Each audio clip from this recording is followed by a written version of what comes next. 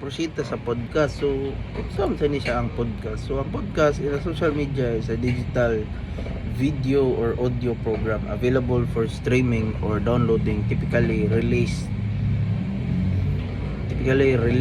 in episodes. So, mga pareha ng mga basketball podcast na kanang sa ilang mga information sharing gyapon siya. So, podcasts cover a wide range of topics and are often designed for entertainment, education, or information sharing. This can be consumed on demand, making them popular across various platforms. So, ang kani siya kay makita yun siya anywhere dyan ng mga podcast sa basketball, NBA niya. Nasa yung mga Q&A sessions, nasa yung mga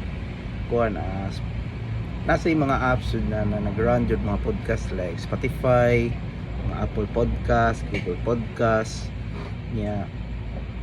Sad dito sad makita ang mga facts, sad kanang mahog siya kanang murag interview gani.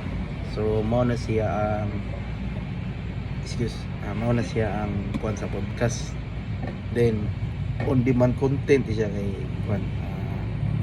maka-access mo sila sa episode anytime and anywhere niya. Daghan sa ni siya topic like mga news, mga business and education niya, storytelling, then mga lifestyle po na makamotivate sa mga tao ug giunsa nila pag buhi ang ilang klase na lifestyle niya. Sad kanang maka-engage po ni siya like the Instagram, Twitter, and TikTok kay ang mga host na ni sila ang mga sikat. Then mo sa ni sila ang mga mahog na kanang content creators na mahog as motivators sa mga tao na mo angat yun.